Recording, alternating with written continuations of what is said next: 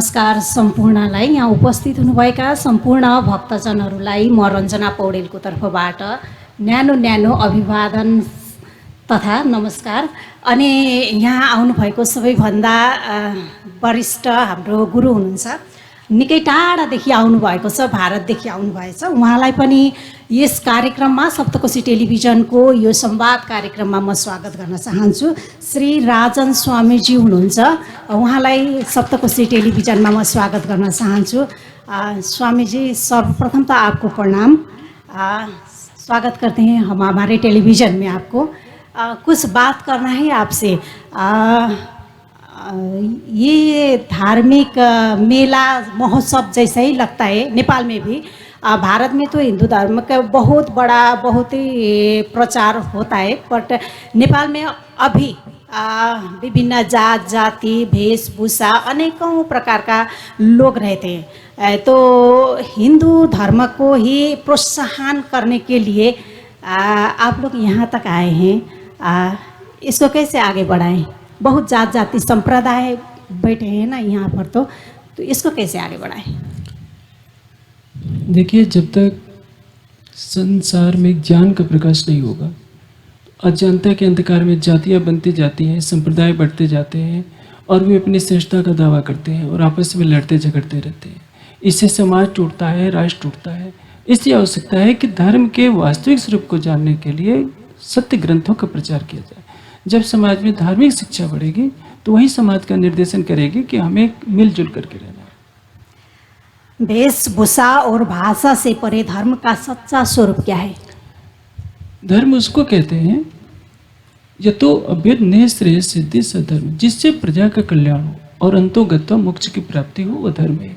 जब ये सृष्टि नहीं थी तब भी धर्म था, क्योंकि धर्म क्या है? जो शाश्वत सत्य है वही धर्म है, और जो शाश्वत सत्य है वही परमात्मा है। जब से परमात्मा है तब से धर्म है। पूजा पाठ को धर्म नहीं करते हैं। यदि हमने भगवे वस्त्र धारण कर लिए, सिर मुड़ा लिए, माला पहन ली, तो इसका अर्थ ये नहीं कि धार्मिक हम हो गए। धार्मिकता को दर्शाने के लिए मनुष्य को 10 लक्षणों को धारण करना पड़ता है। धैर्य, क्षमा, दमा, इंद्रियों का दमन, आंतरिक और बाह्य पवित्रता, धृति, क्षमा, दमा, अस्तेयम, शौचम, इंद्रगण, चोरी न करना, पवित्रता, सत्य और अक्रोध। ये 10 धर्म के लक्षण होते हैं। मनु जी ने कहा है, यत् किंचित मनु अब्रवीत तत् भेषजम भेष जाया। औषधियों की औषधि क्या है? मनु ने अपनी स्मृति में, जिसको धर्मशास्त्र कहते हैं, वेद के तथ्यों को धर्म के रूप में जो प्रस्तुत किया है, वो 10 लक्षणों को दिखाया है। लेकिन धर्म कहाँ रहता है?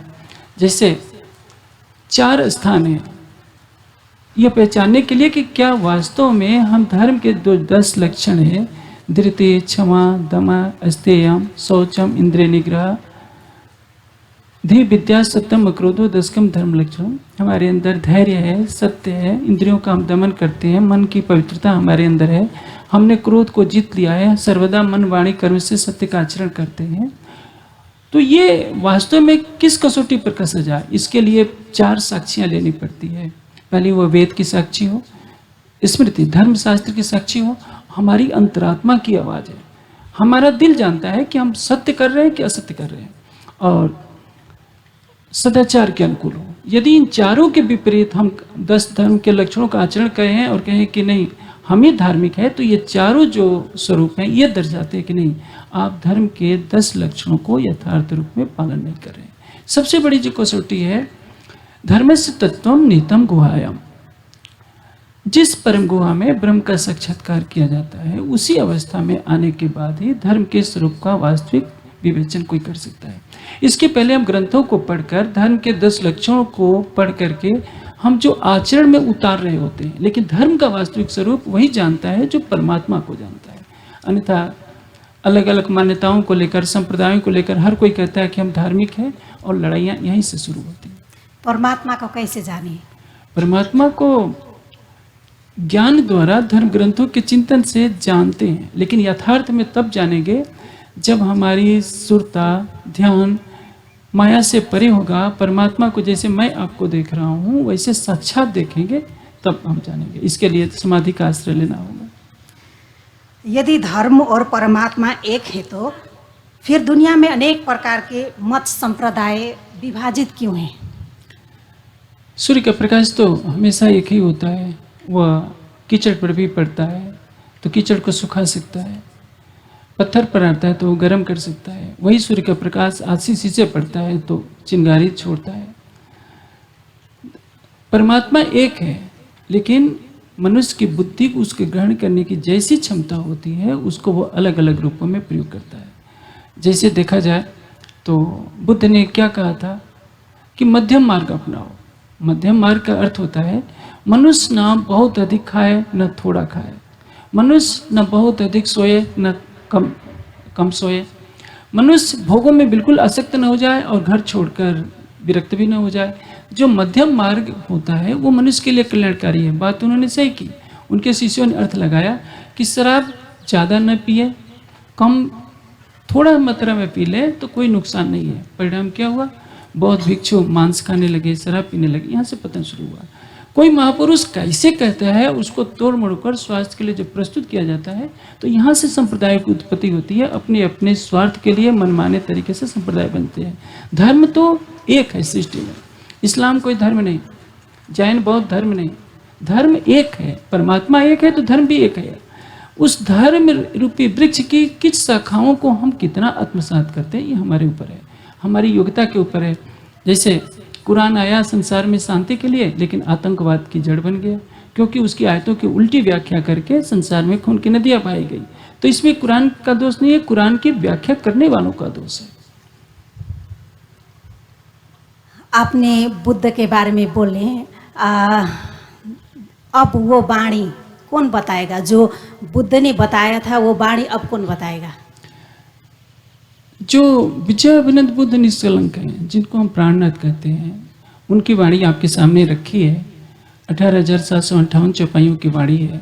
अभी वो डेलोबैन ने बताया कि उसको 133 भाषाओं में व्याख्या हो चुकी है। आप जिस भाषा में चाहें वो ज्ञानपीठ की वेबसाइट पर, ऐप पर उपलब्ध है। संसार में कोई कहीं भी होगा 133 भाषाओं में उसको पढ़ सकता है, 70 भाषाओं में उसकी ऑडियो सुन सकता है। उसमें एक एक सत्य की व्याख्या है, जो वेदों में है नहीं है, उपनिषदों में है, दर्शनों में, संकेतों में है, उसकी विस्तृत व्याख्या उसमें दी गई है। जो अनात्मवादी दर्शन है, जैन बौद्ध क्या कहते हैं, जो परमात्मा को नहीं मानते हैं, उनकी भी शंका का समाधान है। जो कतेब पक्ष के ग्रंथ है, तौरीन, तीजिन, जबूर, कुरान, उनकी भी समस्याओं का समाधान है कि मानव जाति धर्म के नाम पर कैसे भटक गई है। सारी सृष्टि का परमात्मा एक है और उस परमात्मा के दर्शन का भी मार्ग एक ही होता है। सारे संसार को एक आंगन में स्थापित करने की क्षमता प्राणनाथ जी की तारतम्यवाणी में है। जब परमात्मा एक ही है तो धर्म क्यों अनेक? वृक्ष तो एक होता है, उसकी डालियां अनेक होते हैं। मैंने कहा कि धर्म एक है, परमात्मा एक है, सत्य एक है, धर्म एक है, संप्रदाय अनेकों है। संप्रदाय का अर्थ क्या होता है? कोई भी महापुरुष सत्य को जितना आत्मसात करता है वह उसको प्रचारित करने लगता है, उसके साथ अनुयायियों का एक समूह बन जाता है और ये कहता है कि मेरे गुरु जी ने जो कहा है वही अंतिम सत्य है। वहाँ से एक संप्रदाय का रूप ले लेता है। तो इतनी बड़ी दुनिया है, अलग अलग भाषाएं हैं, ऐसा संभव नहीं है कि एक ही व्यक्ति सारे संसार में अपनी ही बात को फैला सके। अलग अलग भेष भाषा भूषा के कारण अलग अलग महापुरुष अलग अपने सत्य को कहने का प्रयास करते हैं। आने वाली पीढ़ियाँ उसको विकृत अर्थ में लेती है। परिणाम यह होता है कि संप्रदायों की रचना होती है। जैसे महाभारत काल से पहले कोई संप्रदाय नहीं था। आज हिंदू धर्म में 1000 संप्रदाय हैं और 1200 जातियाँ हैं। इसका कारण यह है कि वेद का ज्ञान लुप्त हो गया और जिसके मन में जैसा आया उसने मनमाना संप्रदाय बना लिया। इस तरह से देखा जाए तो ऐसे ही तरीका से धर्म का प्रचार होने लगा तो संप्रदाय भड़केगा, एकीकृत नहीं होगा ना? क्या एकीकृत बोलते हैं, उसको जोड़ के नहीं रखेगा। संप्रदाय भड़केगा, जोड़ के नहीं रखेगा, तो ये धर्म को कौन जोड़ेगा? अब मैंने कहा ज्ञान का प्रकाश हो, शुद्ध ज्ञान जो सबके लिए कल्याणकारी हो, जो ये मानता है। देखिए हमारी संस्कृति का क्या उद्देश्य है? दो शांति, अंतरिक्षम शांति, पृथ्वी शांति, आपस शांति की हम बात करते हैं। हमारी संस्कृति कहती है अयम निजा पर्व वेद गणना लक्ष्यति शाम उदार चरिता नाम तो बसता कुटुंबकम। सारी पृथ्वी हमारा परिवार है और यदि इस भावना से हम सबके कल्याण के लिए धर्म का प्रचार करते हैं तो सारा संसार एक आंगन में समा सकता है।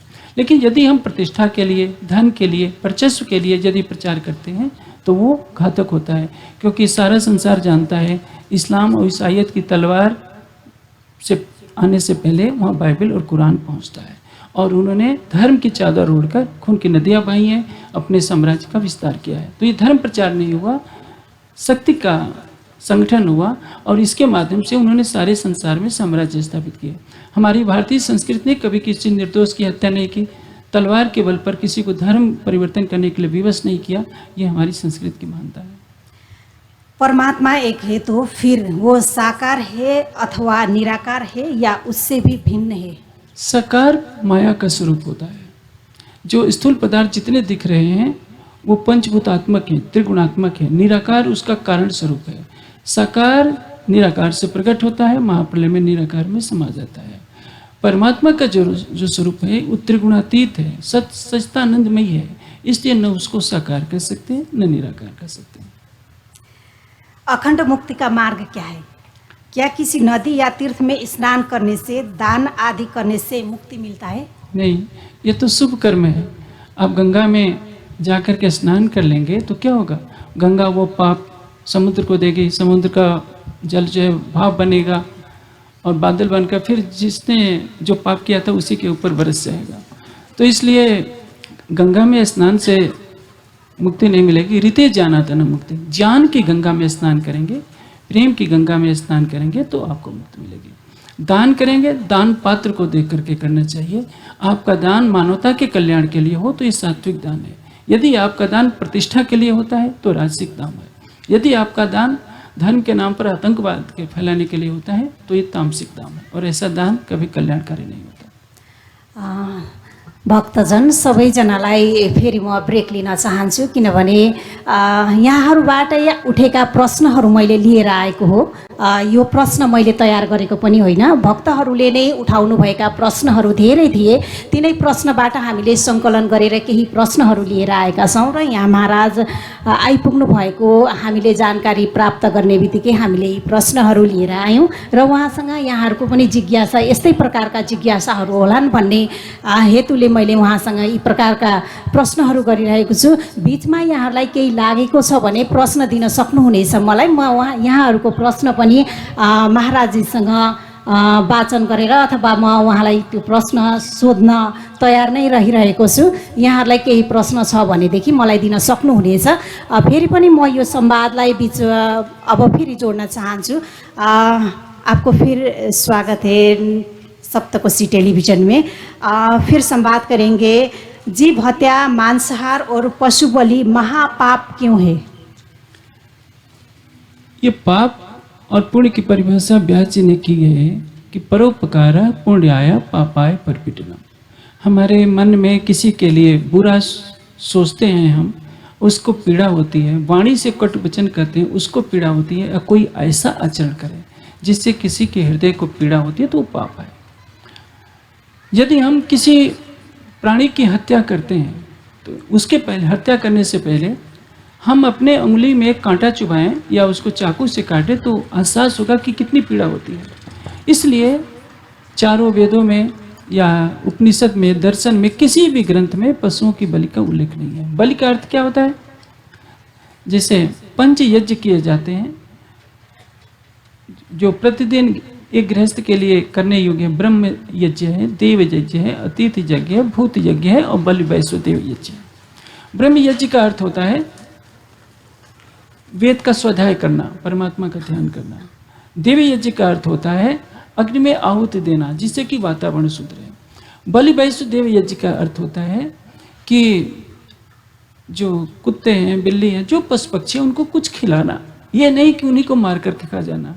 बलि का अर्थ लोगों ने ये लगा लिया कि पशुओं को मारकर परमात्मा के नाम पर खा ले, और ये केवल हिंदू धर्म की बुराई नहीं है, ये इस्लाम में भी है, यहूदी में भी है। सभी पंथों ने अपने अपने स्वार्थ के लिए परमात्मा का नाम लिया और पशुओं की बलि दी। पशुओं की बलि से परमात्मा की भक्ति का कोई संबंध नहीं है। क्या परमात्मा मांस खाता है? क्या देवी मांस खाती है?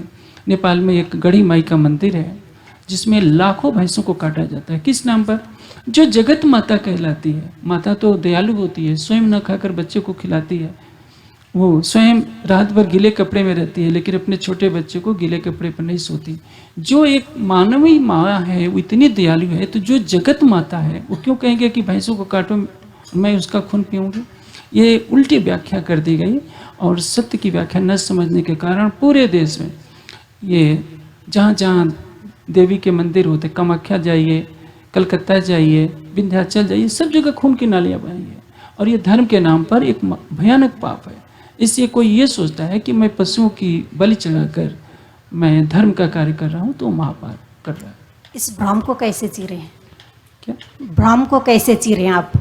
इस भ्रम को दूर करने के लिए संसार में ज्ञान के प्रकाश की आवश्यकता है। देखिए, भारतवर्ष में 70 लाख महात्मा हैं, लेकिन दुख के साथ कहना पड़ता है कि निठल्ले हैं। 70 लाख में यदि 1 लाख क्या 50,000 भी, मैं समझता हूँ 5,000 भी दृढ़ संकल्प लेंगे कि संसार की सारी बुराइयों को दूर करें, तो बहुत कुछ हो सकता है। जो गृहस्थों में पढ़े लिखे लोग हैं वे 60 साल के बाद वानप्रस्थी बने और दृढ़ता से संकल्प करें कि सारी बुराइयों को दूर करना है, तो सब कुछ हो सकता है। लेकिन जो पढ़े लिखे लोग हैं वो घरों में बैठे हैं, जो महात्मा है घर द्वार छोड़कर बैठे हैं, वो मठों और आश्रमों में आराम कर रहे हैं, तो कोई मिटाना नहीं चाहता। उन पशुओं की पीड़ा को कोई नहीं देख रहा है कि उनको कितना कष्ट होता है। ये करुणा तो बुद्ध के अंदर आई थी और उन्होंने इसके विरुद्ध में अभियान छेड़ा था। अब यदि ज्ञान का फैला होगा, मनुष्य का हृदय कोमल होगा, तभी तो इसको मिटाना चाहेगा। आधुनिक भौतिकतावादी युग में बच्चों की सही परवरिश का तरीका क्या है, जिससे उन्हें डिप्रेशन, तनाव, आत्महत्या, अनिद्रा आदि मानसिक बीमारियों से दूर रखा जा सके? देखिए, मनुष्य जब परेशानी का अनुभव करता है, मानसिक तनाव से जो जैसे ही वो गुजरता है, वो आत्महत्या की तरफ उजारू हो जाता है। मानसिक तनाव क्यों होते हैं? यदि कोई व्यक्ति यह सोचता है कि मुझे जीवन में कभी कष्ट न मिले, तो ये संभव नहीं है। इस संसार में जो भी महापुरुष हुए हैं, सबको संघर्ष करना पड़ता है। 5 पांडवों को देखिए, धर्मराज युधिष्ठिर है जिसके अंदर, उनको भी 12 वर्ष का वनवास झेलना पड़ता है, 1 वर्ष का अज्ञातवास झेलना पड़ता है। मर्यादा पुरुषोत्तम राम को 14 वर्षों तक वन में नंगे पांव जाना पड़ता है। हरिश्चंद्र को चंडाल के यहाँ बिकना पड़ता है। योगेश्वर श्री कृष्ण को ब्रज से लेकर द्वारिका तक जाने पर राक्षसों के अत्याचार कारण प्रजा की सुरक्षा के लिए उनको द्वारिका जाना पड़ता है। महाभारत युद्ध का नेतृत्व करना पड़ता है। संसार में ऐसा कोई भी महापुरुष नहीं हुआ जिसने संघर्ष न किया हो, जिसने कष्टों को झेला न हो। नई पीढ़ी को जब धार्मिक ज्ञान नहीं मिलता तो क्या होता है? आजकल एक ऐसी विकृत मानसिकता पैदा कर दी गई है। देखिए,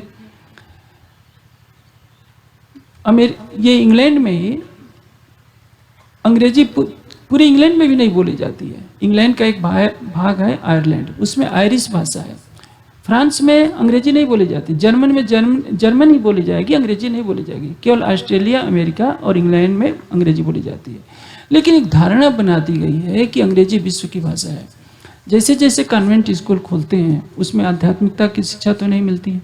परिणाम, जो भारतीय संस्कृत में जो पैदा हुआ बच्चा है, भारत और नेपाल को दो नहीं समझना चाहिए। सांस्कृतिक रूप से तो दोनों एक ही देश हैं, राजनीतिक रूप से 2 देश हैं, संस्कृत दोनों की एक है, एक ही वृक्ष के 2 डालियाँ हैं। तो यहाँ जो जिन संस्कारों में हमारा बच्चा पलता है, न तो वो अंग्रेज बन पाता है, न भारतीय रह पाता है। परिणाम क्या होता है? जब उसको संघर्ष करना पड़ता है तो घबरा जाता है और वो आत्महत्या की तरफ उतारू हो जाता है। इसका कारण है आत्मबल की कमी। इसलिए बच्चों को क्या करना चाहिए? अध्यात्म की तरफ ले चलना चाहिए, उसको आहार सात्विक देना चाहिए, ध्यान की तरफ प्रवृत्त करना चाहिए। जब मनुष्य सर्वशक्तिमान परमात्मा पर आश्रित रहता है तो भयंकर से भयंकर कष्ट को झेल सकता है। यदि वो परमात्मा पर आश्रित नहीं रहता, जरा सी सांसारिक असफलताएं आती हैं, परीक्षा में नंबर कम आ गए तो सोचता है कि आत्महत्या कर लूँ। आत्महत्या किसी समस्या का समाधान नहीं है। वेद में क्या कहा गया है? अयम में हस्तो भगवान, यह मेरा हाथ ही भगवान है। अयम में भगवतरा, यह मेरा हाथ ही श्रेष्ठ कार्य करने वाला है। अयम में हस्तो विश्व भेजो, अयम शिव भगवान, यह मेरा हाथ संसार का कल्याण करने वाला है। भर्तृहरि ने एक बहुत ऊंची बात लिखी है। भर्तृहरि ने क्या कहा है कि त्याज्यम न धैर्यम विदुरे अपकाले, विपत्ति के समय कभी भी धैर्य नहीं छोड़ना चाहिए, क्योंकि धैर्यात कदाचित स्थितम अपनी आशा। यदि मनुष्य धैर्य रखे रहे या विश्वास करे कि आज रात है, कुछ घंटों के बाद सुबेरा होगा। और अभी दहकती हुई गर्मी पड़ रही है, तो कुछ घंटों के बाद शाम की शीतल हवा भी मिलेगी। तो सुख और दुख का चक्र चलता रहता है। हर मनुष्य हमेशा सुखी नहीं रह सकता और हर मनुष्य हमेशा दुखी नहीं रह सकता। इस धारणा को जो मानता है वो क्या करता है, जाते समुद्रे ही पुतभंगे सान्यांतर को वांछतूर्तमेवा। यदि नौका से, बड़ी नौका से, जहाज से समुद्र में यात्रा कर रहा है और उसका जहाज डूब जाता है, तो जब तक उसमें प्राण रहता है वो यही संकल्प करता है, मैं अपनी भुजाओं से समुद्र को पार कर जाऊं। जिसमें इतना साहस है वही समुद्र की यात्रा करता है। इसलिए यदि कोई आज का नवयुवक आत्महत्या की तरफ तनाव ग्रसित होता है, पहले तो तनाव ग्रसित नहीं होना चाहिए। आप योगेश्वर श्री कृष्ण को देखिए, महाभारत के युद्ध में तीर लगते हैं तो भी मुस्कुराते हैं। जीवन में सुख और दुख हमेशा आते रहते हैं, इसलिए दृष्टा होकर के देखना चाहिए। हार हो, जीत हो, मान हो, अपमान हो, सुख हो, दुख हो, सभी अवस्थाओं में सम वही रह सकता है जिसको परमात्मा पर आस्था होती है और वो परमात्मा का ध्यान करता है। इसलिए बच्चों को अध्यात्म की तरफ मोड़ना चाहिए, ध्यान की प्रक्रिया सिखाना चाहिए, उनके आहार को सात्विक करना चाहिए। और हमारी संस्कृत में जितने महापुरुष हुए हैं सबकी कथाएं उनको बतानी चाहिए, उनसे प्रेरणा ले कि हम जिस धरती पर जन्मे हैं उस धरती पर ऐसे ऐसे महापुरुष हुए जो कष्ट झेले, लेकिन कभी उन्होंने असत्य के सामने सिर नहीं झुकाया, संसार का मार्गदर्शन किया। तो जो आत्महत्या करता है वो महापाप करता है। स्वर्ग, नर्क, वैकुंठ आदि स्थान कल्पना मात्र है या वास्तविकता? जो मनुष्य शुभ कार्य करता है उसको सुख की प्राप्ति होती है। स्वर्ग का अर्थ क्या होता है, जिसमें सुख की प्राप्ति हो। नरक किसको कहते हैं, जिसमें दुख प्राप्त होता है। दो विचारधाराएं हैं। एक विचारधारा यह मानती है कि स्वर्ग कोई स्थान है जहाँ पर अप्सराएं रहती हैं, देवता रहते हैं। तो इसकी वैदिक मान्यता यह है कि स्वर्ग कोई स्थान नहीं है, अपितु जो मनुष्य ध्यान करता है उस शरीर छोड़ने के बाद जो सुख चाहता है प्रकृति मंडल में उसको सुख मिलता रहता है, उसको स्वर्ग कहते हैं। और जो संसार की वासना से ग्रसित रहते हैं वो इस पृथ्वी लोक पर ही जन्म लेते हैं। जैसे कोई जन्मते ही देखिए राजा के घर में पैदा होता है, उसको हर तरह की सुविधा है, उसका सुंदर रूप है, सुंदर भवन है, अच्छे खान पान में उसकी प्राप्ति होती है। लेकिन कुछ ऐसा व्यक्ति है जो जन्मते ही कोई लंगड़ा है, कोई अंधा है, कोई गरीब है, झोपड़ी में रह रहा है। आखिर परमात्मा ने किसी को सुख क्यों दिया, किसी को दुख दिया? तो ये अपने अपने सुख और दुख का जो भोग है शुभ अशुभ कर्मों के अनुसार प्राप्त होता है। एक दूसरी मान्यता भी है कि सृष्टि सबसे पहले कहाँ पैदा हुई? मानसरोवर झील, जहाँ मानसरोवर झील है वो कश्मीर का क्षेत्र है, वहीं पर सबसे पहले मानवीय सृष्टि पैदा हुई। ब्रह्मा आदि जितने महापुरुष हैं, देव पुरुष हैं, वहाँ पैदा हुए और वह संख्या बढ़ते बढ़ते पूरे हिमालय में छा गई। जो मानसरोवर से लेकर बद्रीनाथ तक का स्थान बहुत पवित्र माना जाता है। महाभारत में वही वर्णन है कि इंद्रपुरी वही थे। इंद्र किसको कहते हैं? जो देवता किसको कहते हैं? जो सत्य बोलता है, धर्म का पालन करता है, उसको देवता करते हैं। मनुष्य ही देवत्व को प्राप्त करता है, मनुष्य ही राक्षस होता है। ऐसा नहीं कि देवता आकाश में रहते हैं। जो हिमालय पर रहने वाले सृष्टि के प्रारंभिक ऋषि मुनि थे, महापुरुष थे, उन्हीं को देवता कहा जाता था, क्योंकि ये सपने में भी न झूठ बोलते थे, न मांस भक्षण करते थे, न शराब का पान करते थे, पराई स्त्री की तरफ नहीं देखते थे। इसको देव पुरुष कहा जाता था। इनमें जो सबसे अधिक त्यागी होता था, ब्रह्मचारी होता था, विद्वान होता था, उसको इंद्र का पद दिया जाता था और वो सारे संस्कृत की रक्षा करता था। जैसे जैसे संख्या बढ़ती गई, मैदानी भाग की तरफ लोग चलते गए, मध्य भारत तक गए, फिर दक्षिण भारत तक फैल गए, यहीं से सारे संसार में सृष्टि फैली है। तो ये हिमालय में जो इंद्रपुरी का वर्णन है वो बस ये दिखला सकता है कि वो स्वर्ग है यहाँ के लोगों के लिए। योगियों के लिए जो स्वर्ग है वो सारी संपूर्ण प्रकृति मंडल में है। और जो पौराणिक मान्यता है वो तो 14 लोकी की कल्पना कर लेते हैं, वो बैकुंठ की भी कल्पना कर लेते हैं, वे 84 नरक के कुंड मान लेते हैं।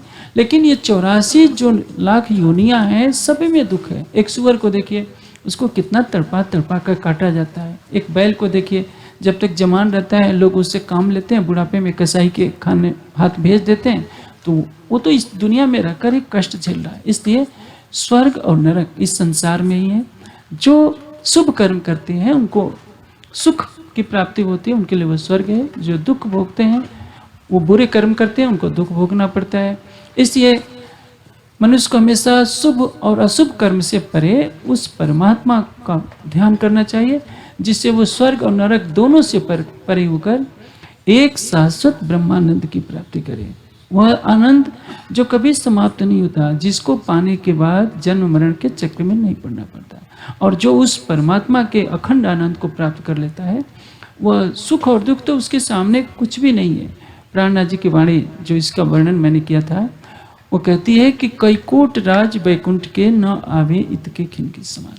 उस परमात्मा के प्रेम में डूबने पर, ध्यान में डूबने पर एक पल में जो आनंद प्राप्त होगा, उसके सामने तो करोड़ों वैकुंठ का राज फीका है। इसलिए स्वर्ग और वैकुंठ की कल्पना से परे हटकर मानवता के कल्याण के लिए मनुष्य को शुभ आचरण करना चाहिए। वेद, गीता, भागवत आदि ग्रंथों के आधार पर मूर्ति पूजा उचित है कि अनुचित? मूर्ति सर्वयोनिया। देखिए, वेद में कहीं मूर्ति पूजा का वर्णन नहीं है। परमात्मा जिसने अनंत सृष्टि को बनाया है, उसने अनंत प्राणियों को बनाया है। ये जितने बैठे हैं सब चेतन मूर्तियां हैं। मनुष्य का जब अज्ञानता से ग्रसित होता है, उसने सोचा कि परमात्मा तुम मुझे क्या बनाएगा, मैं ही तुझको बनाऊंगा।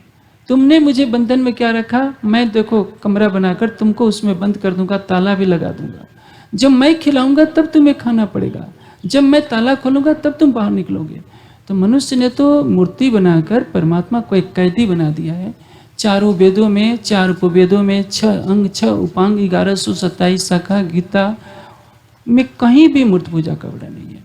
यह मूर्ति पूजा चली है जैनियों से और बौद्धों से। जैन की विचारधारा है कि कोई अनादि परमात्मा नहीं है। बौद्ध धर्म क्षणिकवाद को मानता है। जब वेदों का आचरण करने वाले वाममार्गियों के प्रभाव में आ गए, वाममार्गियों ने कहा कि मांस खाने से, शराब पीने से मोक्ष प्राप्त होता है। इन्हीं वाममार्गियों ने शाक्त संप्रदाय की कल्पना की। देवी की पूजा के नाम पर इन्होंने वेद मंत्रों के उल्टे अर्थ लगाए। जैसे वेद में कहा गया है गोमेद, गोमेद का अर्थ होता है, गो का अर्थ होता है पृथ्वी, गो का अर्थ होता है किरण, गो का अर्थ होता है गाय। अग्निकुंड में शुद्ध पदार्थों की आहुति डालें जिससे सुगंध फैले। इन्होंने अर्थ निकाला गाय काट का हवन कर दो, क्योंकि इन्हें गाय का मांस खाना था। इन्होंने बैलों को हवन कराना शुरू किया, घोड़ों को हवन कराना शुरू किया, क्योंकि ये तो भोगी विलासी लोग थे। इन्होंने वेद का अध्ययन नहीं किया था। परिणाम क्या, वेद के मंत्र रट लिए था। सारे देश में जब पशुओं की हत्या करके उनके मांस की आहुति दी जाने लगती, ये कार्य केवल असुर करते थे। ये कार्य देवताओं का नहीं था, ऋषि मुनियों का नहीं था। बुद्ध ने इसका विरोध किया कि मैं ऐसे परमात्मा को, ऐसे यज्ञ को और वेद को नहीं मानता। परिणाम यह हुआ कि सारे देश में बौद्ध मत का फैलाव तो हो गया। अब परमात्मा को मानते नहीं थे तो उनके शिष्यों ने बुद्ध की मूर्तियां बनानी शुरू कर दी। जैनियों ने अपने 24 तीर्थंकरों की मूर्तियां बनाई, तो उसकी प्रतिक्रिया स्वरूप पौराणिकों ने 24 अवतारों की कल्पना की और अपने अपने भगवान मानकर मूर्तियों की पूजा शुरू की। महाभारत काल से पहले इस भारतवर्ष की धरती पर कहीं भी मूर्ति पूजा नहीं होती थी। लोग संध्या करते थे, हवन करते थे, अपने हृदय में परमात्मा का ध्यान करते थे। जो जिस महापुरुष की मूर्ति बनाई जाती है, अब देखिए भगवान राम का जन्म अयोध्या में हुआ था, त्रेता में हुआ। आज तक न जाने कितनी 27-28 बार सतयुग बीत चुके, 28 बार त्रेता बीत चुका। ये तो इस 28वें त्रेता में राम आए हैं। उसके पहले जब सृष्टि बनी थी उस समय तो कोई था ही नहीं। भगवान शिव कैलाश में रहते हैं, ब्रह्मा जी पुष्कर में उनका क्षेत्र है, हिमालय में सभी ऋषि ब्रह्मा विष्णु शिव तीनों हिमालय में ही रहते हैं। सोचा जाए जब सृष्टि पैदा नहीं थी तब भी तो परमात्मा था। इसलिए अलग अलग महापुरुषों के नाम पर मूर्तियां बनाई गई हैं, उनकी पूजा होती है। वेद में किसी की भी मूर्ति पूजा का उल्लेख नहीं है।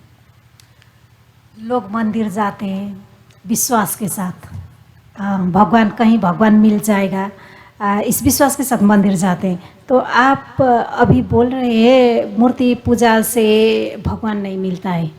ये मैं नहीं बोल रहा हूँ, ये हिंदू धर्म का, देखिए ये हिंदू कुश से लेकर ये जितना बर्मा है, नेपाल है, भूटान है, लंका है, और जो आज पाकिस्तान में चला गया, अफगानिस्तान, ये सब की आर्यावर्त की संस्कृति रही है। सृष्टि में सबसे पहले वेद का प्रकटन हुआ। वेद 1,96,08,53,123 वर्ष हो गए वेद का अवतरण हुए, सृष्टि के प्रारंभ हुए। जिस ईश्वरीय ज्ञान में ये लिखा ही नहीं है, हमारे ऋषि मुनि क्या कहते हैं, यो आत्मन तिष्ठति अंतरो, परमात्मा कहाँ है, आत्मा के अंदर है। गीता में श्री कृष्ण ने कहा है, मैं अपनी तरफ से नहीं कह रहा हूँ, गीता में योगेश्वर श्री कृष्ण कहते हैं, ईश्वर सर्वभूतानाम हृदय देशे अर्जुन तिष्ठत। हे अर्जुन, परमात्मा कहाँ है, सबके हृदय मंदिर में। परमात्मा ने सबके अंदर अपना मंदिर पहले से बना रखा है। जब पहले से मंदिर बना रखा है तो ईंटों का चबूतरा बना बना करके करोड़ों रुपया जो बर्बाद हो रहे हैं। आप देखिए ये जो तिरुपति का जो मंदिर है उसका प्रतिदिन का चढ़ावा 2 करोड़ है, 700 करोड़ रुपये से ज़्यादा, अब तो 1200 करोड़ हो गया है। 1200 करोड़ रुपया एक वर्ष का चढ़ावा होता है। मैं एक भारत के एक मंदिर की आमदनी बता रहा हूँ। यदि 1200 करोड़ में 100 करोड़ की 12 विश्वविद्यालय हर वर्ष बन सकते हैं, 10 वर्षों में 120 विश्वविद्यालय बन सकते हैं, और उस आमदनी से सारे संसार को ज्ञान दिया जा सकता है। लेकिन जो भगवान मंदिर में बैठा हुआ अपने ही भक्तों से आशा करता है कि वो मुझे चढ़ाए, पैसा तो पंडित पुजारी लेते हैं, सरकार लेती है, भगवान तो बेचारे खाते भी नहीं। इसलिए ये मूर्ति पूजा एक व्यापार है। मैं इसको धर्म की बात नहीं मानता, क्योंकि वेद शास्त्र में, गीता में कहीं भी मूर्ति पूजा का उल्लेख नहीं है। पुराणों में उल्लेख है और पुराणों में वेद विरुद्ध बातें हैं। मैं वही मानूंगा जो वेद में लिखा है। मृतकों के नाम पर तर्पण, श्राद्ध आदि की क्या वास्तविकता है? ये अंधविश्वास है। देखिए, श्राद्ध किसको कहते हैं, पहले तो पितर समझना चाहिए। पितर कौन है? जो जीवित माता पिता हैं उनको पितर कहते हैं, जो हमारा पालन करता है।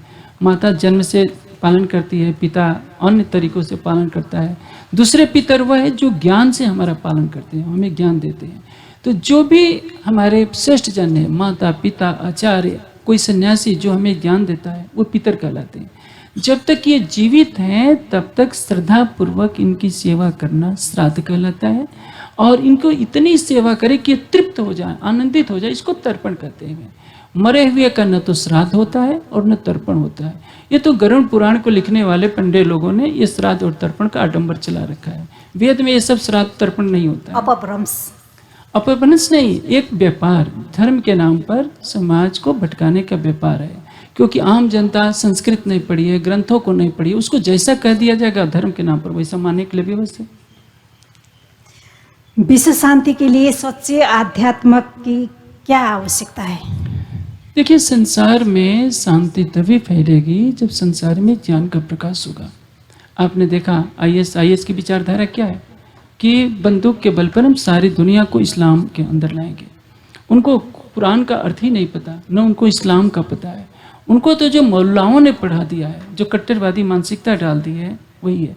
जैसे यदि कोई व्यक्ति जो कट्टरवादी मानसिकता, क्रिश्चियन विचारधारा का भी वो होता है, वो क्या उसको सिखा दिया जाता है, देखो रामकृष्ण शैतान है। ईसा ने तो प्रेम सिखाया, उनके अनुयायी क्या सिखाते हैं? घृणा सिखाते हैं। भारतीय संस्कृति में क्या माना जाता है? तत्र का मोह का शोक योग तम अनुपस्थित। जब गर्म हवा बहती है तो सबको लगती है। वैसे जो तामसिक विचारधारा है, चाहे भारत हो, अमेरिका हो, अरब हो, पाकिस्तान हो, सब जगह संसार का विध्वंस करने वाली होती है। भारत में ये कहा गया है, गीता में एक बहुत सरल बात कही गई है, ब्राह्मण में, गाय में, कुत्ते में, चंडाल में, जो सब में एक चेतना को देखता है वही पंडित कहलाता है। पंडित कौन है? जिसको ब्राह्मण में, चंडाल में, कुत्ते में और गाय में भेद प्रतीत न हो, उसको लगे कि सबके अंदर एक ही चेतना है, एक ही आत्मा है। तो यदि हम किसी को छोटी जात का समझकर घृणा करते हैं तो यह वेद के अनुसार महापाप है।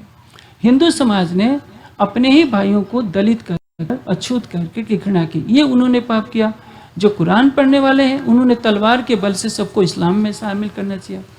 जो पादरी लोग हैं वो धन के नाम पर सेवा तो करते हैं, लेकिन सेवा के नाम पर उसका धर्म खरीद लेते हैं, उसकी संस्कृत खरीद लेते हैं, और बाद में कहते हैं कि ये बाइबल के अनुसार राज्य चलेगा। जैसे नागालैंड में जाइए, वहाँ आप जैसे यहाँ मंच लगाए हैं वहाँ मंच नहीं लगा सकते। सबसे विरोध कौन करेगा? जो प्रेम का नाम लेकर चलते हैं, यदि ईसा मसीह प्रेम सिखाते हैं तो उनके अनुयायियों को चाहिए कि वो सारे संसार के लिए प्रेम की भावना सीखें। धर्मांतरण का अर्थ होता है राष्ट्रांतरण। इससे किसी का धर्म नहीं बदलवानी चाहिए। आप गरीबों की सेवा करना चाहते हैं चिकित्सा से या शिक्षा से तो वो कीजिए, लेकिन किसी की मान्यता को धन के लोभ में परिवर्तित नहीं करना चाहिए। इसके लिए ज्ञान की आवश्यकता है। जब सभी धर्म को समझ जाएंगे कि धर्म क्या है, सारी सृष्टि के लिए है, धर्म के वास्तविक स्वरूप को समझ जाएंगे, जो अभी मैंने कहा कि जो धर्म के 10 लक्षण है। धृति, हर व्यक्ति धैर्यवान हो। क्षमा, हम दूसरे के अपराध को क्षमा करें। धृति, क्षमा, दमा, हमारा मन हम इंद्रियों से बुरे कार्यों में लिप्त न हो, यह दमा। अस्तेयम, चोरी न करें। आज सारे संसार में गरीबी है, हर व्यक्ति गरीबी को दूर करना चाहते हैं। जानते हैं धर्म का एक लक्षण है चोरी न करना। यदि सभी लोग चोरी करना बंद कर दे तो संसार में कोई भी गरीब नहीं रहेगा। सब्जी बेचने वाला भी चोरी करता है, दूध बेचने वाला भी पानी मिलाता है, जो मिनिस्टर होते हैं वो भी चोरी करते हैं। जब राजा से लेकर रंग तक प्रजा राजा सभी चोरी कर रहे हैं तो संसार में धन कहाँ से आएगा। इसलिए जो युग दर्शन में लिखा है कि अस्तेय प्रतिष्ठायाम सर्वरत्न उपस्थानम, मनुष्य चोरी के कर्मों का परित्याग कर दे तो सभी रत्नों की प्राप्ति उसको स्वतः हो जाएगी। भारत हो चाहे ये नेपाल हो चाहे बिहार, कहीं भी दुनिया में जहाँ चोरी होती है वहाँ धन नहीं हो सकता। इसलिए मैंने तो धर्म का एक लक्षण अस्तेय, चोरी न करने की व्याख्या बताई। तो चोरी न करना, शौच, आंतरिक और बाह्य पवित्रता, इंद्रियों का निग्रह, क्रोध न करना, सत्य बोलना, ये धर्म के 10 लक्षण हैं। जो इनको पालन करता है, चाहे मुस्लिम हो, क्रिश्चियन हो, हिंदू हो, जैन हो, बौद्ध हो, सभी धार्मिक है। जो इसका पालन नहीं करता, चाहे वह मंदिर में रहे, चर्च में रहे, मस्जिद में रहे, गुरुद्वारे में रहे, वो धार्मिक नहीं कहला सकता। इसलिए संसार में ज्ञान की आवश्यकता है। सत्य ज्ञान फैलाइए, सबको एक परमात्मा का बोध कराइए, उसको कर्मकांडों से परे रखिए, संप्रदायों के झगड़े से परे रखिए। तो जब सबको एक सत्य का बोध हो जाएगा तो सारे संसार में शांति फैल जाएगी। लेकिन यदि आपने बड़े बड़े मदरसे बना रखे हैं, बड़े बड़े आश्रम भी कर रखे हैं, कोई भी किसी भी पंथ की जो शिक्षा व्यवस्था है उसमें सारे संसार को एक परमात्मा की संतान जब तक नहीं माना जाएगा, सारे विश्व को अपना परिवार नहीं माना जाएगा, सबके कल्याण की भावना नहीं भरी जाएगी, तब तक संसार में शांति नहीं हो सकती। जैसे एक मुस्लिम कहता है कि मेरे मोहम्मद और इस्लाम के सिवा सब काफिर हैं, वो भी गलत है। एक क्रिश्चियन यदि कहता है कि रामकृष्ण शैतान है तो वो भी गलत कहता है। हम किसी को कहें कि ये मलेच्छ है, यमन है, हम भी घृणा करें तो ये हमारे लिए भी ठीक नहीं है। धर्म यही सिखाता है कि परमात्मा एक है। परमात्मा की बनाई हुई सृष्टि में अलग अलग भाषाएं हैं, अलग अलग वेशभूषाएं, अलग अलग रूप रंग है, लेकिन हम सबके अंदर एक चेतना को देखें। सर्वा असा मम मित्रम भवन्त, सभी दिशाएं मेरे मित्र हो। वेद ने क्या कहा है? मित्र से चक्षुषा अहम सर्वाण भूतानि समीक्षे, मैं संसार के सभी लोगों को मित्र के दृष्टि से देखूं। जब ये भावना भरेगी तभी संसार का कल्याण होगा। नहीं तो हर कोई अपना मत फैलाने के लिए छल बल का सहारा लेगा, धन का लोभ देगा, तलवार का बंदूक का सहारा लेगा और सोचेंगे कि सबको मारकर मैं अपना मजहब फैला दूं। तो इससे संसार में शांति नहीं फैलाएगी। झगड़ा होता है संप्रदाय फैलाने के नाम पर, धर्म फैलाने के नाम पर नहीं। क्योंकि जो धर्म का प्रचार करते हैं उनको धर्म की परिभाषा ही नहीं मालूम होती है। एक मौलवी को धर्म की परिभाषा पूछे तो कहेगा कि हम केवल इस्लाम को मानते हैं, लेकिन जब इस्लाम नहीं आया था तो क्या धर्म नहीं था? जब ईसाइयत नहीं आई थी तब क्या धर्म नहीं था? इसलिए सृष्टि के प्रारंभ में वेद का प्रकटन हुआ, वेद ने जो कहा वो परम सत्य है। इसलिए मीमांसा में जैमिनी कहते हैं अथतो धर्मम व्याख्यासामा, धर्म क्या है? जो कुछ वेद में सत्य कहा है। वेद किसको कहते हैं? ज्ञान को। ज्ञान क्या है? जो तीनों कालों में सत्य है। यदि हम सत्य का आचरण करते हैं तो सत्य ही सारी समस्याओं का समाधान कर देता है। जिसने सत्य को समझ लिया उसने धर्म को समझ लिया और उसने परमात्मा को समझ लिया। तो ये जो मजहबी उन्माद है, नाम दिया जाता है धर्म का, वास्तव में ये संप्रदाय है। अलग अलग संप्रदाय की अलग अलग पूजा पद्धति होती है, वेशभूषा है, कोई चोटी रखता है, कोई दाढ़ी रखता है, कोई भगवे पहनता है, कोई काले वस्त्र पहनता है। तो ये वेशभूषा है, इसका धर्म से कोई संबंध नहीं। जो परम सत्य है वह धर्म है, और जब उस पर हम चलते हैं तो इससे संसार का कल्याण होगा। मसँग दुईवटा प्रश्न आएको छ फेरि यो यहाँहरू माझबाट नै आएको होला। लगभग मेरो प्रश्नहरू चाहिँ सकि नै सकेको छ र गुरुजीले भन्नुभए जस्तै महाराजजीले भन्नुभए जस्तै यहाँहरू पनि मन्दिर मठ मन्दिरहरू त धाउनु नै हुन्छ होला अवश्य पनि। मठ मन्दिर धाएर चाहिँ परमात्मा पाइन्छ अथवा भगवान् पाइन्छ भन्ने कुरा चाहिँ मात्र भ्रम हो भन्ने कुरा उहाँले जानकारी गराइसक्नु भएको छ। परमात्मा हामीभित्र नै हुनुहुन्छ, हाम्रो मनभित्र नै बास गर्नुभएको छ र मानव पूजा नै सबैभन्दा ठुलो धर्म हो भन्ने कुरा पनि उहाँले बताइसक्नु भएको छ। म यहाँहरूबाट प्राप्त भएको प्रश्न दुईटा छ, म महाराजजीलाई सोध्न चाहन्छु। विश्व में निजानंद संप्रदाय का देन क्या है? देखिए, जिसको हम निजानंद संप्रदाय कहते हैं, कहने के लिए संप्रदाय है, वास्तव में यह विश्व धर्म की मान्यता को लेकर चलता है। निजानंद का तात्पर्य है सच्चिदानंद परब्रह्म की आनंद शक्ति ने जो तारतम्य ज्ञान का प्रकाश किया है, वह तारतम्य ज्ञान जो वेद और कतेब की दोनों धाराओं को जोड़कर, चाहे हिंदू हो, मुस्लिम हो, क्रिश्चियन हो, सबको एक सत्य मार्ग दर्शाता है और यह बताता है कि सारी सृष्टि का परमात्मा एक है। आप उसको खुदा कहिए या ब्रह्म कहिए, उस है तो वो सबका, भाषा का, वेशभूषा का अलग है। आप उसको कोई सुप्रीम ट्रूथ गॉड कहता है, कोई अल्लाह ताला कहता है, तो शब्दों के जाल में न पढ़कर सभी धर्म ग्रंथों के सत्य को ग्रहण करें और सबको ध्यान अवस्थित होकर उस परमात्मा को पाने का अधिकार है। इसके लिए कोई वेशभूषा, रूप, रंग, जाति पाति का बंधन नहीं है, संप्रदाय का बंधन नहीं है। परमात्मा के उस ज्ञान को, जो मैंने अभी कहा कि 133 भाषाओं में अनुवादित किया जा चुका है, उसको मुस्लिम भी पढ़ सकता है, क्रिश्चियन भी पढ़ सकता है। उसमें वेद, उपनिषद, दर्शन, गीता, भागवत सबके सार तत्व को दर्शाया गया है। और जो सार तत्व किसी की समझ में नहीं आ रहा था, जैसे गीता में श्री कृष्ण कहते हैं कि उच्छर अक्षर से परे उत्तम पुरुष अक्षरातीत है, लेकिन गीता के प्रवचन करने वाले ये नहीं जानते कि उत्तम पुरुष अक्षरातीत कौन है। भागवत के प्रवचन करने वाले ये नहीं बता सकते कि जब गोपियों ने शरीर छोड़ा था तो महाराज की लीला कहाँ हुई थी और इस संसार का क्या हुआ था। इस प्रश्न का उत्तर किसी भी भागवतकार के पास नहीं है। वेद वालों के पास इस प्रश्न का उत्तर नहीं है कि त्रिपाद ऊर्ध्व उदयित पुरुष, त्रिपाद अमृत के परे वो स्वरूप कहाँ है। वेद का एक प्रश्न है कि ये समस्त जगत जो दिखाई दे रहा है, असंख्यों गैलेक्सियों वाला, ये सारा आधे में है, तो इस जगत का आधा का कहाँ है। वेद के पास, वेद के विद्वानों के पास इस प्रश्न का उत्तर नहीं है। लेकिन इन प्रश्नों का बहुत सरलता से समाधान जो है प्राणनाथ जी की तारतम्यवाणी में होता है। कुरान के जो हरफ अलिफ लाम मीम है, इसका अर्थ इनको नहीं पता। बाइबल में जो कहा गया है कि वह जो सुप्रीम ट्रूथ गॉड का, जिसको हेवेंस है, जो वास्तविक हेवेंस है, जिसको स्वर्ग कहा गया, वो कहाँ है, क्योंकि इस संसार में प्रकृति मंडल के जो स्वर्ग हैं वो तो नष्ट हो जाएंगे। ये ओल्ड टेस्टामेंट में एक प्रसंग आता है, सोलोमन्स के गीत का जो अध्याय है, सोलोमन्स का गीत, उसमें वर और वधु का प्रसंग है। वर कौन है? परमात्मा। वधु कौन है? उसकी आत्मा। आत्मा और परमात्मा को वर वधु के रूप में चित्रित किया गया है। लेकिन यह रहस्य खुलता है केवल प्राणनाथ जी के तारतम्यवाणी से। इसलिए यह तारतम्यवाणी सारे संसार को एकत्रित कर, एक आंगन में लाकर एक सत्य की पहचान कराने वाली है। हिंदू धर्म में जो 1000 संप्रदाय हैं, वे तो अपनी अपनी बात कहेंगे। कोई शंकर जी का भक्त है, कोई हनुमान जी का, कोई गणेश जी का, कोई देवी का, सब आपस में लड़ते रहेंगे। सब कहेंगे कि केवल हमारा पंथ सही है, सब झूठे हैं। लेकिन यह वाणी कहती है, जिनको झगड़ो आप में धनी सबों का एक। सभी लोग लड़े झगड़े नहीं, मैं उनके ही ग्रंथों से उनके सत्य की पहचान कराता हूँ। ये हमारी वाणी कहती है। और निजानंद, संप्रदाय शब्द नहीं लिखना चाहिए, क्योंकि संप्रदाय शब्द बहुत छोटा है। ये सच्चिदानंद परब्रह्म की आवेश शक्ति से कहा गया है। इसमें तारतम्य ज्ञान का प्रकाश है। ब्रह्म की जागृत बुद्धि ने इस ज्ञान को दिया है। इसलिए इसको संप्रदायों की परिधि से अलग रखकर वैश्विक धर्म के रूप में देखना चाहिए, जो सबको एक सत्य का बोध कराता है। श्री प्राणनाथ ज्ञानपीठ शासक का क्या लक्ष्य है? प्राणनाथ ज्ञानपीठ का एक ही उद्देश्य है, संसार में सत्य का फैलाव करना, सत्य फैले। हम किसी संप्रदाय का नहीं प्रचार करते।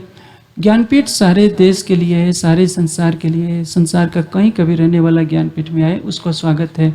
उसकी जाति नहीं पूछी जाएगी, उसका प्रांत नहीं पूछा जाएगा, उसका संप्रदाय नहीं पूछा जाएगा।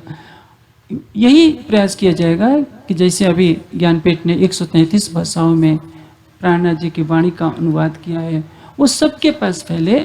चाहे मुस्लिम है तो मुस्लिम बना रहे, लेकिन उस सत्य को जाने जो कुरान में लिखा है। कोई क्रिश्चियन है तो उस सत्य को जाने जो उसकी बाइबल में लिखा है।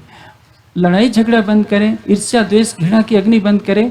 और जो हिंदू हैं 1000 पंथों में बटे हुए हैं, वे वेद में क्या लिखा है, उपनिषद दर्शन में क्या लिखा है, तारतम्य बाणी उनको दर्शाती है कि जो तुम्हारे धर्म ग्रंथों में लिखा है उसको आत्मसात कर परम शांति के मार्ग पर चलो। फेरि पनि यहाँहरू माझबाट नै मसँग फेरि पनि यो प्रश्न आइपुगेको छ, 2-3वटा होला। सम्भवतः म फेरि यो प्रश्न महाराजजीसँग गर्ने नै छु। अहिलेसम्मको प्रश्न गराइबाट र महाराजजीले दिनुभएको उत्तरहरूबाट यहाँहरूले सुन्न खोज्नु भएको या बुझ्न खोज्नु भएको सबै कुराहरू प्राप्त पनि भइसक्यो होला। र धर्म श्राद्ध हामी पितृहरूलाई तर्पण दिने कुराहरू पनि गरिरहेका छौँ होइन, दिन्छौँ पनि। जीवित हुँदाखेरि नै पितृको राम्रो उद्धार गर्न सकियो, पितृहरूलाई माया गर्न सकियो, वृद्धहरूलाई माया गर्न सकियो भने त्यो नै ठुलो कुरा हो भन्ने कुरा उहाँले गरिसक्नु भएको छ। र पितृ श्राद्ध गरिराख्नु पर्ने कुनै आवश्यकता छैन भन्ने कुरा पनि उहाँले अघि जानकारी गराइसक्नु भएको छ यहाँहरूलाई।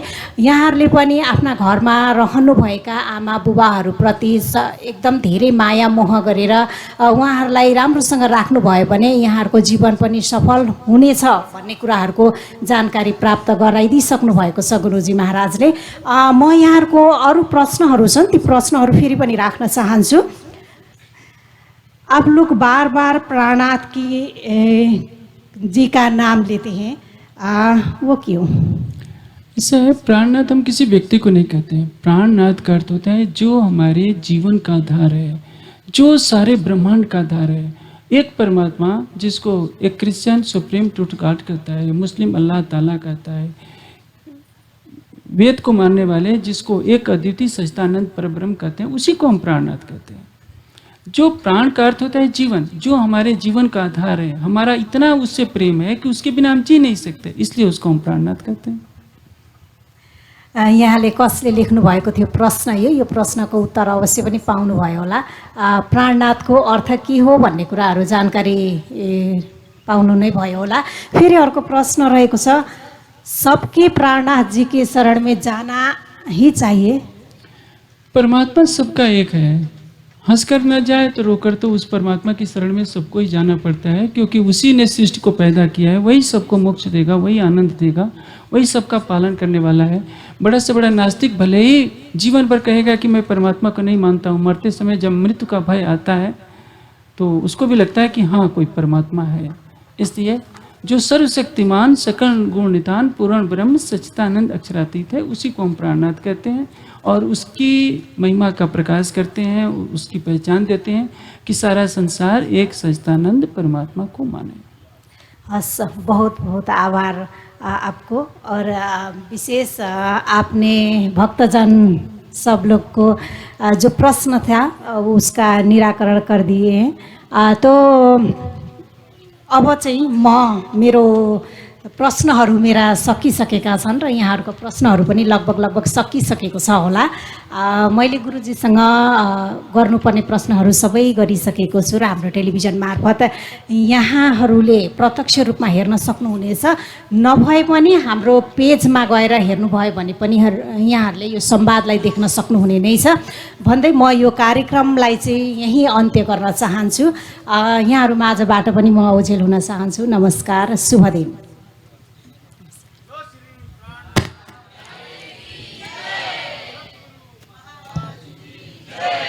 सर्व सुन्दर साथ ज्यू की जय। र यतिखेर संवादको कार्यक्रम सकिन लागेको छ कि यो अगाडि जुन चाहिँ ग्रन्थ राखिएको छ, यहाँ एउटा प्रश्न आइसकेको थियो, त्यो हामीले उहाँ गर्दा गर्दै पत्रकार महोदयले अन्त गर्नुभयो कार्यक्रमको कि यो ग्रन्थ चाहिँ भागवत हो कि कुन चाहिँ ग्रन्थ हो भन्ने प्रश्न आएको थियो। स्वामी जी, और एक प्रश्न आया है कि ये जो ग्रंथ रखा गया है वो कौन सा ग्रंथ है, भागवत है या कौन है? यह ग्रंथ है तारतम्य बाणी। जो तारतम्य किसको कहते हैं? जो हमें इस माया से परे ले जाकर परम धाम की पहचान कराए, सच्चिदानंद परब्रह्म की पहचान कराए, उसको हम तारतम वाणी कहते हैं, इसको श्रीमुख वाणी भी कहते हैं और इसको कुल्यम स्वरूप भी कहते हैं। इसके कई नाम हैं। और इस वाणी में संसार के सभी धर्म ग्रंथों के सार तत्व को दर्शाते हुए उससे भी परे की बात कही गई है, जो आज तक किसी विद्वान ने सोचा नहीं था। परमात्मा का धाम, स्वरूप, लीला, आनंद जो कुछ है इसमें विस्तृत रूप से व्याख्या है। जो भी धर्म ग्रंथ हैं, कुरान, बाइबल, वेद, शास्त्र, उसमें तो संकेतों में कहा गया है। जैसे बर का बीज होता है, कितना छोटा होता है, उसके पत्ते बड़े होते हैं। बीज से किसी बरगद को ये इतना तो हम जान सकते हैं कि बर का बीज है, पीपल का बीज है, लेकिन उसके पत्तों की छाया का आनंद लेना चाहते हैं, उसकी सुगंध का आनंद लेना चाहते हैं, तो तारतम वाणी का अनुशीलन करना पड़ेगा। ये तारतम वाणी में और दूसरे ग्रंथों में अंतर है। तारतम वाणी जहाँ सच्चिदानंद परमात्मा के धाम, स्वरूप, लीला पर विस्तार से प्रकाश डालती है, दूसरे ग्रंथों में केवल संकेतों में बता दिया गया है। र हामीले यस प्रश्नको पनि उत्तर पाइसकेका छौँ। समस्याहरू, प्रश्न मिन्स समस्या हो, त्यसको समाधान नै उत्तर हो। र आध्यात्मिकताको सुरुवात प्रश्नदेखि हुन्छ। हु एम आई? जस्तै महात्मा सुक्रातले नो दाइ सेल्फ, म को हो, म आफूलाई कसरी जान्नु। जस्तै हामीले आफूभित्र हेऱ्यौँ भने मैं कौन, कहाँ से आया, कहाँ है मेरो भरतार, त्यो प्रश्नदेखि, श्यामाजीको खुदको आफ्नो प्रश्नदेखि, त्यसको प्रश्न मिन्स समस्या, त्यसको समाधान के हो? तुम दुल्हा मैं दुल्हिन और न जानो बात, त्यो हो त्यसको उत्तर। र यो आध्यात्मिकताको, स्पिरिचुअलिटीको यो एउटा जर्नी हो, जहाँ प्रश्नदेखि सुरु भएर त्यसको उत्तरसम्म पुग्ने। र आजको यस प्रश्न उत्तर कार्यक्रममा हाम्रा अति आदरणीय पत्रकार महोदयहरू आउनुभएको छ। उहाँहरूको यो एउटा कर्तव्य हो, कर्तव्य मात्र होइन, परम कर्तव्य हो कि यस्तो प्रश्नहरू, आध्यात्ममाथिका, धर्ममाथिका प्रश्नहरू सोध्ने कर्तव्य हुँदै पनि म उहाँहरूलाई आभार व्यक्त गर्न चाहन्छु कि यो सन्देश जन जनमा जाओस्, हरेक व्यक्तिमा जाओस्, हरेक प्रान्तमा जाओस्, हरेक देशमा जाओस्, विशेष गरी देशका नेताहरूको दिमाग, मन, मस्तिष्कसँग पनि यो प्रश्नले उहाँहरूलाई पनि एउटा कौतूहलता फैलाओस् कि ताकि हाम्रो देश यो विश्व नै धर्मको एउटा धर्मालय बनोस्, शिक्षाको शिक्षालय बनोस्। र यही अपेक्षा राख्दै र सम्पूर्ण उपस्थिति सुन्दर साजी, स्वामीजी लगायत सम्पूर्णलाई, विशेष गरी यो कार्यक्रम आयोजना गर्नुहुने परिवारलाई पनि धन्यवाद दिँदै र फेरि अब हाम्रो अर्को सत्र साँझ 6 बजेदेखि लिएर 10 बजेसम्मको दोस्रो सत्र हुनेछ र सबैजना हामी कमर कसौँ। यो समयलाई हामी त्यसै खेर नपालौँ। हिजो पनि समय बिताएकै हो, आज पनि समय बिताइरहेछौँ, तर हिजो कस्तो ठाउँमा समय बिताएको छौँ र आज हामीले कस्तो ठाउँमा समय बिताएको छौँ, यो हामीले एउटा मन्थन गर्ने विषय हो। र सम्पूर्णलाई यहाँ भोजनको आयोजना गरिएको छ, सबैले भोजन गरेर प्रस्थान गरिदिनु हुनेछ। र फेरि पनि म एकपल्ट मेरा मिडियाकर्मी साथीहरूलाई, महानुभावहरूलाई धन्यवाद दिन चाहन्छु र यही नै आजको अहिलेको सत्र समापन भएको घोषणा पनि गर्न चाहन्छु। बोले श्री प्राणनाथ प्यारे की, श्री सद्गुरु महाराज की, सर्वे सुंदर साथ जीव की।